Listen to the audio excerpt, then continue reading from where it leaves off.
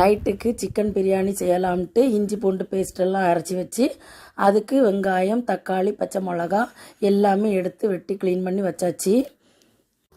அதுக்கப்புறம் stove on பண்ணி அதில் கொஞ்சம் நெய்யும் கொஞ்சம் எண்ணெயும் கலந்து ஊற்றிருக்கேன்.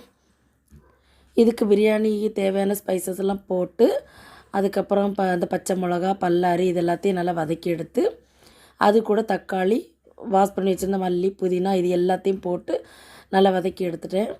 அது வதங்கி வர்றதுக்கு உப்பு எல்லாம் போட்டிருக்கேன். உப்பு போட்டு தான் வதக்கியிருக்கேன். இப்போ இதெல்லாம் நல்லா வதங்கி வந்ததுக்கப்புறம் அது கூட இஞ்சி பூண்டு பேஸ்ட்டு கொஞ்சம் வத்தல் தூள் இது எல்லாத்தையும் போட்டு வதக்கிட்டுருக்கேன்.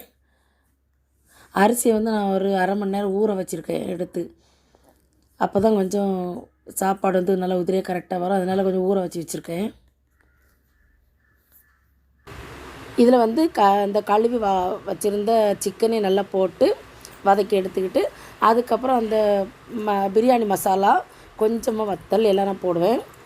எனக்கு இந்த அளவுகள் எல்லாம் ஒன்றும் கிடையாது. நான் தக்காளி பல்லாரி இதெல்லாமே சும்மா எனக்கு தெரிஞ்ச மாதிரி ஒரு அளவில் தான் போட்டுக்கிடுவேன். இதுக்கு இவ்வளவு தான் அப்படின்லாம் போட மாட்டேன். சாப்பாட்டு அரிசியில் இன்றைக்கி செஞ்சு பார்க்குறதுனால நான் குக்கரில் விசில் போட்டு தான் எடுக்க போகிறேன். அந்த அரிசிக்கு தேவையான தண்ணியை இதில் அளந்து வச்சுட்டேன் ஏற்கனவே. இப்போ அந்த அரிசியை நல்லா தண்ணி இருத்துக்கிட்டு போட்டுட்டு அந்த அளவு தண்ணி ஊற்றி அரிசி போட்டு ஒரு 3 நிமிஷம் கொதித்ததுக்கு அப்புறம் கொஞ்சம் அந்த சாப்பாடு மேலே வரும்போது குக்கரை மூடி போட்டு 2 விசில் மட்டும் போட்டு எடுத்துக்கிட்டேன்.